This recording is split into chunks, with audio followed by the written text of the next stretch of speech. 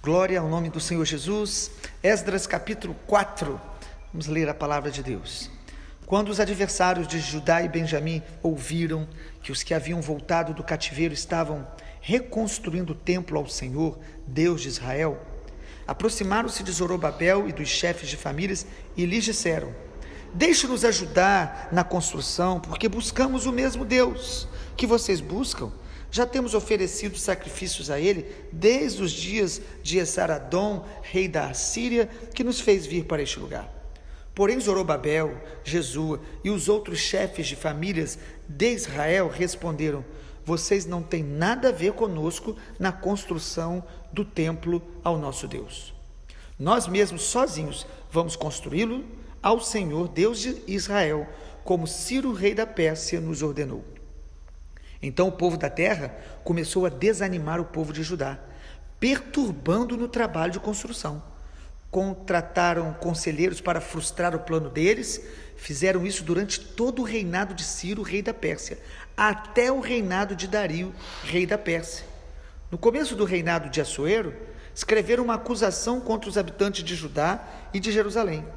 E nos dias de Artaxerxes, rei da Pérsia, Bislão, Mitredate, Tabeel e os outros companheiros escreveram uma carta a Artaxerxes, e a carta foi escrita em aramaico, traduzida. Reum, o comandante, Sinsai, o escrivão, escreveram uma carta ao rei Artaxerxes contra Jerusalém. Os que escreveram foram Reum, o comandante, Sinsai, o escrivão e os outros conselheiros: Dinaitas, Afarsaquitas, Tarpelitas, Afarsitas, Arquevitas, Babilônios, Sussanquitas, Deavitas e Elamitas, e outros povos que o grande e afamado Ospanar deportou e fez habitar na cidade de Samaria e em outros lugares deste lado do Eufrates. Eis o teor da carta endereçada ao rei Artaxerxes. Ao rei Artaxerxes, de seus servos, os homens deste lado do Eufrates, e em tal tempo: seja do conhecimento do rei que os judeus saíram daí, vieram a Jerusalém. Eles estão reconstruindo aquela cidade rebelde e má. Estão restaurando as muralhas e reparando fundamentos. Saiba ainda o rei que, se aquela cidade for reconstruída e as muralhas forem restauradas, eles não pagarão os direitos, os impostos e os pedágios, e assim causarão prejuízos ao rei. Agora, como somos assalariados do rei e não queremos ver a desonra dele, por isso mandamos este aviso ao rei, para que faça uma investigação no livro de crônicas de seus pais, e nele o rei saberá que aquela cidade foi rebelde e danosa aos reis e às províncias, e que nela tem havido rebeliões desde os tempos antigos. Por isso a cidade foi destruída. Portanto, informamos ao rei que, se essa cidade for reconstruída e as suas muralhas restauradas, o rei não terá mais a posse das terras deste lado do Eufrates. O rei mandou a seguinte resposta a Reum, o comandante, Sinsai, o escrivão, e aos seus companheiros que moram em Samaria, bem como aos demais que estão além do Eufrates: paz. A carta que vocês nos mandaram foi lida com clareza na minha presença. Por ordem minha, fizeram uma investigação. Descobriram que desde tempos antigos aquela cidade tem se levantado contra os reis, e nela ocorreram rebeliões e tumultos. Também houve reis poderosos sobre Jerusalém, que dominaram aquela região além do Eufrates, aos quais foram pagos direitos, impostos e pedágios. Agora deem uma ordem para que aqueles homens parem o trabalho e aquela cidade não seja reconstruída, a não ser com autorização minha. Tenham cuidado e não sejam negligentes nessas coisas, porque aumentaria o dano em prejuízos dos reis. Depois que a cópia da carta do rei Artaxerxes foi lida diante de Reum, de Sinsai, o escrivão, e dos seus companheiros, eles foram depressa a Jerusalém aos judeus e de mão armada os forçaram a parar a obra. Assim, a obra de Deus em Jerusalém foi interrompida, e isso até o 2º ano do reinado de Dario, rei da Pérsia. Capítulo 4 de Esdras fala sobre a resistência aos inimigos. Então, o quarto princípio para que a gente possa estar se sujeitando à restauração de Deus, à reedificação de Deus, e aos propósitos de Deus na nossa vida é resistir aos contra-ataques do inimigo. A gente percebe isso em Esdras, a gente percebe isso em Neemias, a gente percebe isso no tempo da rainha Esther, que também possivelmente foi contemporânea deles aqui no tempo do Império Medo-Persa. A gente percebe isso na vida do Senhor Jesus, a gente percebe isso na vida dos apóstolos. Se eu e você queremos andar com Deus, fazer a vontade de Deus, nós vamos precisar discernir e enfrentar as resistências do inimigo. E após eles edificarem o altar e os alicerces, é interessante, porque isso aconteceu no capítulo 3, eles estavam num momento de muita alegria, de conquista, vendo Deus trazendo algumas promessas que eles criam que Deus realmente cumpriria, porque eles sabiam que assim como o cativeiro foi uma palavra de Deus de juízo, a restauração também era uma palavra de Deus. No capítulo 3 eles estão experimentando um momento bom com Deus e vendo resultados. De repente no capítulo 4 um contra-ataque do inimigo se levanta. Irmãos, nós vamos precisar aprender a lidar com isso. Jesus fala, e várias vezes o Senhor Jesus nos ensinou sobre isso, que a semente do Evangelho cai no nosso coração, mas o inimigo vai tentar roubar, como aquelas aves de rapina da parábola que Jesus conta do semeador. Nós vamos ter lutas para que o processo de Deus na nossa vida não seja interrompido, não seja contaminado, não seja desvirtuado. É impossível você decidir andar com Deus, fazer a vontade de Deus, sem enfrentar as resistências do mundo espiritual, das trevas. Efésios capítulo 6, o apóstolo Paulo fala que a nossa luta não é contra carne e sangue, não é simplesmente contra pessoas ou sistemas humanos. Paulo diz que a nossa luta é contra principados, potestades, dominadores deste mundo tenebroso nas regiões celestiais em Cristo. Então, se nós queremos nos sujeitar à continuidade da reedificação de uma vida espiritual sólida, madura, conhecendo a Deus, nós vamos precisar aprender a resistir aos inimigos. Há duas verdades que nós precisamos sempre ter no coração. Primeiro, Deus vai permitir esses ataques para nos forjar e nos amadurecer. Nós não podemos achar que Satanás, os nossos adversários espirituais, os demônios, eles vão se levantar contra nós porque eles são muito poderosos e são invencíveis. Pelo contrário, eles estão debaixo dos pés do nosso Senhor Jesus. Toda a força espiritual da maldade, todo o principado e potestade, lá em Colossenses diz que foram despojados na crucificação. O Senhor Jesus os despojou, os venceu. Então não existe ataque de Satanás que seja simplesmente porque ele tem muito poder e que nós devemos temer. Pelo contrário, debaixo de qualquer nível de guerra espiritual ou de pressões do mundo espiritual que tentem nos desanimar, nós precisamos lembrar que Deus é soberano e Ele vai permitir essas coisas para nos fazer crescer ainda mais, conhecer mais ainda a Deus, gerar em nós até mais resiliência, que é essa capacidade de suportar grandes temperaturas, pressão, sem mudar o nosso estado original, esticar como um elástico, mas voltar ao estado original, não perder a essência, não desviar os olhos de Jesus, não retroceder nem 1 milímetro naquilo que nós estamos buscando e fazendo em Deus e para Deus. 1 Coríntios 10, 13 diz que Deus não permitirá uma tentação além da nossa força, mas juntamente com a tentação, Ele nos dará poder, graça para vencer. Então essa é a primeira verdade que a gente precisa entender. Em segundo lugar, a segunda verdade sobre esses contra-ataques do inimigo é que Deus sempre vai nos ensinar a lidar com esses contra-ataques. Deus vai nos ensinar. Não apenas Deus permite, mas Ele vai trazer ensinamento para nós. E quando a gente pensa em inimigos que se levantam contra a obra de Deus em nossa vida, nós não podemos limitar apenas aos demônios. A nossa carnalidade, nossa natureza adâmica, também vai tentar reconquistar espaço que ela perdeu. Se agora você está se santificando mais, perdoando mais rápido, se você agora está dizendo, eu não vou sair da casa de Deus, eu vou servir a Deus, a nossa carne em alguns momentos vai tentar voltar a ter a gratificação que ela tinha com as coisas do mundo, com os prazeres, com as honras que o mundo dá. E nós vamos ter muitas vezes aquela saudade do Egito que Israel tinha, às vezes nós temos, não de sair às vezes da nossa vida espiritual em Cristo ou na igreja, mas de retroceder em propósitos que estão nos fazendo crescer, conhecer mais a Deus, mergulhar mais profundamente na intimidade com Deus, porque o que o inimigo quer é parar a obra. Vocês perceberam isso no capítulo 4? O que ele quer é isso. Ele quer, ele está incomodado, porque eu e você estamos restaurando altares de adoração a Deus, de intimidade com Deus, queremos ouvir Deus, mas Deus vai nos ensinar a lidar com eles. E como Deus ensina, e como Esdras e o povo de Israel reage aos contra-ataques no capítulo 4 de Esdras.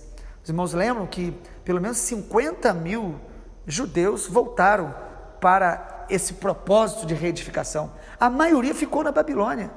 A maioria não quis se dispor. Amado, Deus sempre tem um remanescente, e nós temos que decidir se nós queremos estar entre aqueles que estão desanimando, se apostatando, ou aqueles que vão ter a coragem de trabalhar, buscar e conhecer mais a Deus e resistir aos ataques do inimigo que vão ser intensificados contra nós. Pelo menos 4 reações eu aprendo aqui em Esdras 4 que eu queria compartilhar. Primeiro, não permitir as infiltrações do inimigo. Se nós queremos resistir aos contra-ataques de Satanás, não permita infiltrações no seu coração. Olha o versículo 2, como diz o texto: aproximaram-se de Zorobabel e dos chefes de famílias e disseram: deixe-nos ajudar na construção, porque buscamos o mesmo Deus que vocês buscam. Já temos oferecido sacrifícios a Ele, desde os tempos do rei da Assíria. Sabe, amado, aqui o inimigo ele não vem de forma direta e explícita, ele vem de forma sutil. Então às vezes nós estamos buscando ao Senhor, Deus está reedificando a nossa vida, e o inimigo começa a lançar infiltrações em nosso coração, pensamentos contrários à vontade de Deus, sentimentos que vão surgindo e brotando, e que com o tempo vão nos contaminar, vão nos esfriar, vão nos distrair. Então esses inimigos aqui, nós podemos comparar com todo tipo de contaminação espiritual que vai tentar entrar no nosso coração. Às vezes ira, às vezes revoltas, decepções no próprio corpo de Cristo. Às vezes a gente começa a ser contaminado por essas coisas, a amargura, aquele sentimento de que as pessoas não estão nos acolhendo, nos amando, e rejeição, isso vai entrar no coração nosso. É o inimigo tentando contaminar a obra da restauração da nossa vida. Não permita infiltrações, nenhum sentimento e pensamento que proceda da verdade, do amor de Deus, da luz de Deus, não permitamos que penetre no nosso coração ou permaneça. Segundo lugar, nós precisamos também resistir ao inimigo, não se deixando vencer pelo desânimo e pelo medo. 2 estratégias do inimigo é nos desanimar e nos intimidar. O medo e o desânimo. Versículo 4, olhe na sua Bíblia, Esdras 4:4. Então o povo da terra começou a desanimar o povo de Judá, perturbando no trabalho de construção. Versículo 5 diz: contrataram conselheiros para frustrar o plano deles. Amado, o inimigo, a carne e o mundo, eles são hostis. Satanás, a nossa carnalidade e o sistema mundano são hostis aos propósitos de Deus na nossa vida. Se nós queremos orar, nos santificar, se nós queremos buscar o Senhor, fazer a sua vontade, há uma resistência externa que de todas as formas vai tentar nos desanimar e nos intimidar, ameaçando, dizendo que nós não vamos conseguir, que nós podemos nos tornar muito radicais ou intolerantes, tentando diminuir o nosso zelo, o nosso fervor, a nossa busca mais intensa do Senhor, sempre nós vamos ter que lutar contra isso. Não se deixar vencer pelo desânimo e nem pelo medo. Se tem duas virtudes que o Espírito Santo vai gerar em nós, é o ânimo para fazer a vontade de Deus e a coragem, ousadia. Em terceiro lugar, nós devemos também vencer as resistências do inimigo, resistindo o tempo que for necessário. Isso é um princípio também que toda a Bíblia nos ensina. Sabe, às vezes a gente está fazendo a obra de Deus, os problemas começam a surgir e a gente diz, eu não vou aguentar muito tempo. Nós mesmos já começamos a colocar um plano B. Mas olha o que diz aí o versículo 5. Versículo 5. Texto bíblico nos diz, contrataram conselheiros para frustrar, fizeram isso durante todo o reinado de Ciro, rei da Pérsia, até o reinado de Dario, rei da Pérsia. Quantos anos que eles ficaram ali impedidos de continuar a obra como estava? Quantos anos eles tiveram que manter a decisão de obedecer a Deus, mesmo impedidos de avançar por decreto do rei? 16 anos. Os historiadores, os estudiosos da Bíblia dizem que pelo menos 16 anos eles não puderam dar aqueles passos maiores que eles gostariam de dar. Às vezes nós vamos estar debaixo de algum momento de pressões espirituais, de contextos que vão nos limitar, mas nós não podemos desistir do que Deus plantou no nosso coração. A Bíblia fala, resistir ao diabo e ele fugirá de vós. E isso não significa às vezes um dia, uma semana, um mês. É resistir a todo nível de incredulidade que ele tenta lançar, de dúvida, de desânimo. Então resista, nós precisamos decidir resistir o tempo que for necessário. Se for necessário suar sangue, mas não pecar contra Deus. Não retroceder no propósito de fazer a vontade de Deus, de deixar o Espírito Santo a cada dia nos encher mais, nos renovar mais, nos capacitar mais. E em quarto e último lugar, nós devemos também resistir ao inimigo, aprendendo com Esdras 4, não se deixando vencer pelas acusações, não deixando as acusações entrar no nosso coração. Versículo 7, a acusação contra eles foi que eles iam trazer problemas graves para o rei da Pérsia. Versículo 6 diz, no começo do reinado de Assuero escreveram uma acusação contra os habitantes de Judá e de Jerusalém. Amado, um dos nomes que Satanás ele é citado no Apocalipse é que ele é acusador dos irmãos. Ele tenta gerar em nós condenação. Ele tenta gerar em nós uma sensação de que nós não somos amados por Deus, não somos aceitos, de que nós somos tão imperfeitos, tão errados, que nossas orações não vão ser atendidas, de que nós não vamos conseguir crescer e ter experiências mais profundas com Deus. Tudo isso é acusação. Tremendo, a palavra de Deus é tão tremenda porque ela mostra para nós a nossa limitação, os nossos erros, mas mostra sempre com a graça de Deus. O Evangelho ele traz luz e traz graça. Jesus ele habitou entre nós cheio de graça e de verdade. Ele mostra a verdade, ele mostra que somos limitados, ele mostra que nós precisamos diariamente nos arrepender, nos quebrantar, mas ele mostra o amor e a graça de Deus de tal maneira que as acusações do inimigo têm que ser neutralizadas. Quando a gente vive debaixo de condenação, de culpa, nós não conseguimos prosseguir muito longe, porque nós sempre vamos estar duvidando se Deus realmente está nos ouvindo, se Deus realmente vai fazer aquilo que a gente crê que Ele quer fazer.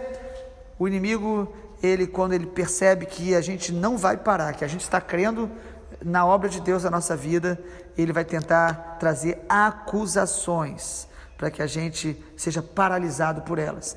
Satanás, ele usa intimidação. Então, a minha oração é que nós venhamos a avançar, não retroceder.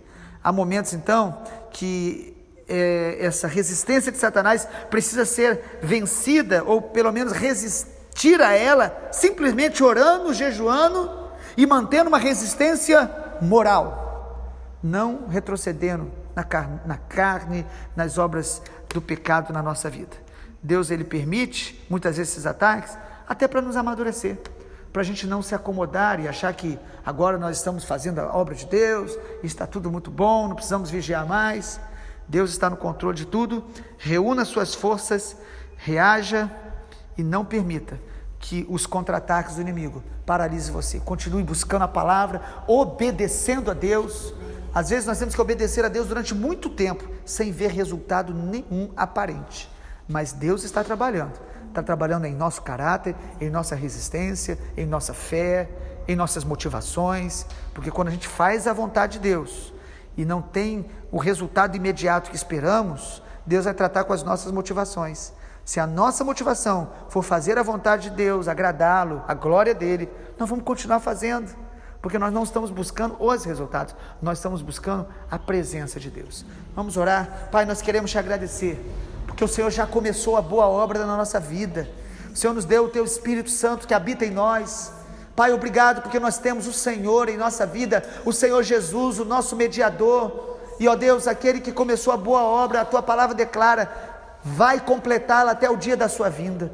Eu oro nessa manhã por aqueles que estão debaixo de ataques, de pressões espirituais, daqueles que estão debaixo de provações, que necessariamente não são do inimigo, mas as provações deste mundo. Eu oro para que o Senhor nos fortaleça na fé, que o Senhor mantenha o nosso coração atento à tua voz, perseverante na obediência. Sim, Deus, que nós não venhamos a permitir nenhum ataque, contra-ataque do inimigo, nenhuma intimidação a nos paralisar, a nos fazer duvidar do teu amor, a nos fazer duvidar da tua graça, do teu perdão, do sangue de Jesus que nos purifica de todo pecado. Eu oro nessa manhã para que nós possamos, ó Deus, continuar te adorando, servindo, resistindo ao inimigo, e ele fugirá de nós, e nós como igreja vamos avançar, porque as portas do inferno não prevalecerão contra a igreja do Senhor. O teu reino avança, o teu reino cresce, e o teu reino encherá toda a terra será cheia do conhecimento da tua glória. Nós oramos, Pai, pelo esse fortalecimento nosso, nos dê um espírito inabalável, em nome do Senhor Jesus. Amém, Senhor. Glória a Deus.